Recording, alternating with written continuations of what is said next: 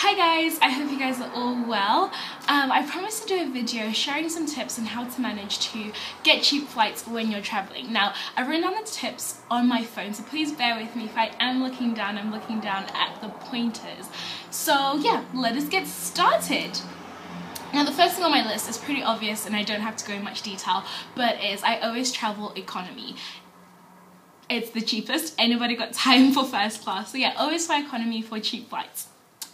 Second thing is I use a site called Skyscanner. Now, Skyscanner is a comparison site. There's so many sites that are comparison sites, and what comparison sites do is you type in your location, London Heathrow, to Texas, and you put in your dates. They will find you tickets from all different airlines and they'll compare them for you and show you the cheapest flight available.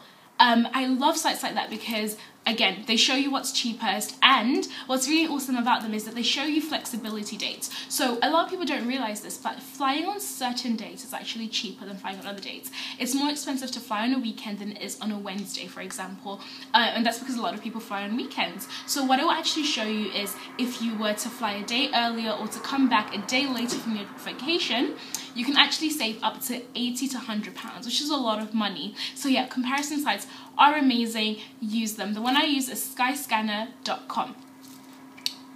Number 2 is be flexible with your dates. I kind of just covered that. Yeah, be flexible with your dates, and sometimes it's harder and you can't because you need to be at a specific place at a specific time. But if you can be flexible, definitely be flexible. Look around for different dates. Sometimes it's literally a day difference can save you up to £50, which again is a lot of money and can go to your spending money once you are on holiday. Book in advance. I cannot stress this enough. A lot of people don't do this, but book your tickets in advance. I would say if you're looking to fly in summer, start looking at your tickets now, book them in this month, because I think everyone would know this, but the more advanced you buy your ticket, the cheaper your ticket is going to be. So yeah, do it. Buy your tickets now. I bought my ticket to go to America last week and I'm going in May, and that wasn't even enough time. That's about 2 months apart, and it wasn't enough time, and my ticket was actually more expensive than it had to be. So advance is always best. Long transits. Transits are basically the waiting time between two planes. Now, I've waited in Dubai for up to 18 hours, and I know it seems so ridiculous, but it's actually fine. It's actually fun, actually. I said actually like 3 times. No, because a lot of airports will a lot of countries will actually let you leave the airport and go out. So whilst I was in Dubai, I was actually on my way to India, and I stopped in Dubai and I got to go out shopping and I got to go see Dubai, and I went out for lunch. So yeah, it was long transit time, but my ticket was around £500, which is nothing and really, really good. So the longer transit time is, the cheaper it is, because a lot of people don't want to wait up to 6 hours at an airport, but I've done it. I've slept in airports, and it's, you know what, I think it's fun. It's part of the whole journey, it's part of the experience. You get to meet so many different people in airports, and I really encourage you guys to do it. It's a great experience, especially if you're flying with a group of other people. You guys can keep each other company, you can talk, you can laugh, depending on where you're flying to. Like, the Dubai airport is amazing. It's like a shopping mall. We went around like for 3 hours looking at different shops. So yeah, I really encourage you guys to get long transit times. Go out into the city that you are waiting in and see that city. It's kind of like 2 holidays within one. Yeah, so next tip is flying to alternative airports. So I'll break that up actually. You can fly from alternative airports in England. So a lot of people usually go for the airport that's nearest to them. I live near the Birmingham airport, but most of the time I fly from Heathrow because Heathrow is actually cheaper. Sometimes Gatwick is cheaper. So again, when you're typing in your airport on the web, always look for alternative airports, because different airports will actually have cheaper flights. And when I say cheaper, I don't mean you're saving up to £20. I'm talking about £80 to £100. There's times when it's about to £300 difference, just because of how busy a certain airport will be and then how many airlines that airport has. So flying from alternative airports is such a good thing. I trek all the way to London when I'm in Birmingham, so yeah, do it. And also flying to alternative airports. There's a lot of airports that are really busy and really popular and really easy to get to, so they are expensive, but There have been times when I've flown to alternative airports and then made my way using train or bus. I once flew to Boston and then got a train and a bus to New York.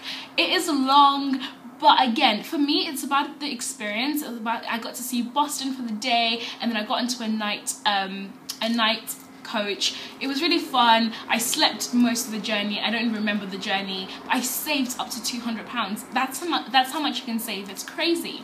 Yeah. Next thing is fly off peak seasons. Now there are seasons that are really super busy. Summer and Christmas, December, New Year's time, they're the busiest seasons, so they're most expensive because a lot of people are flying around that time. If you can and your schedule allows you, I encourage you to fly in seasons that are off-peak season. So February is off-peak season, January is an off-peak season.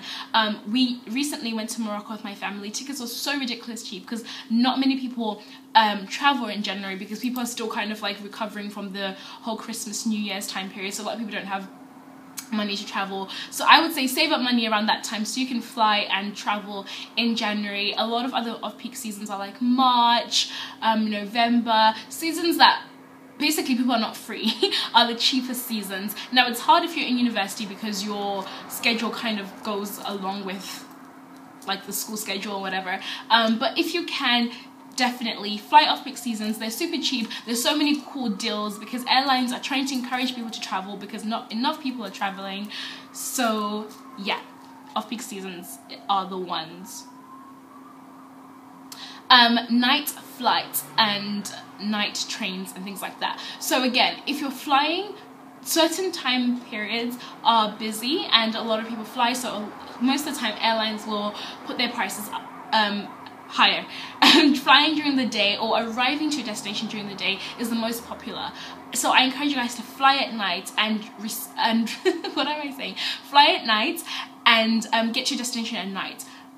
A lot of people don't like that because if you get to, for example, to Orlando at night, that means a whole day has gone and you're going to have to start your holiday the next day. Whereas a lot of people want to get there in the morning and start their holiday immediately. It is cheaper to fly at night and to arrive at your destination at night. So a lot of sites will actually ask you what time you want to fly. Always go for night flights. They are the cheapest. Yeah. If you're flying within Europe, always go for baggage fee free. So if you're only going for the weekend, a lot of people just travel to Paris or Spain for the weekend or for a few days. I would say go for no baggage and only opt for hand luggage. And hand luggage, you can take a suitcase about this big. I would say you're on holiday, take 3 pairs of jeans and a couple of tops. I take a backpack with me if I'm only going for the weekend. When I went to Morocco, I took a backpack with me and I was there for like 4 or 5 days, and I didn't have to pay any fees for baggage. It is actually quite a lot of money depending on where you're going, sometimes around £85, which again is a lot of money to save. So I encourage you, baggage free is the best, especially if it's a short trip and it's local within Europe. I think this is my last one. A lot of sites will actually ask you if you want to opt for alerts. Do it. It's super awesome. You type in your location, where you want to go and where you're coming from, your dates, and then they ask you for your budget. So what they do is they actually notify you through email or an actual app notification if there's a ticket around that budget, because what happens with tickets is they fluctuate a lot during the day. There's been times when I've seen a ticket in the morning for a certain amount, went to buy it at night, and it had changed completely, like between like £150. I don't know why that happens, but it will notify you. So yeah, that's actually another tip. If you see a ticket and it's within your price range, buy it then. Don't think, well, you know what, let me wait until tomorrow. By the time you go back tomorrow, it's probably higher. So yeah, buy it then if you can.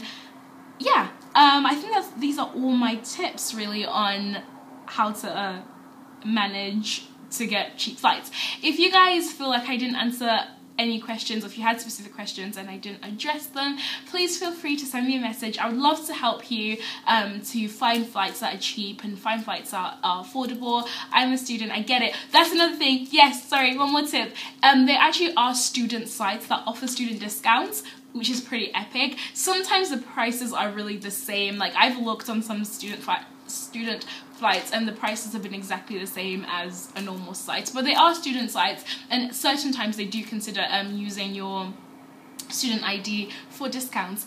So yeah, I hope this was good and helpful for everyone. Yeah, okay. Bye guys.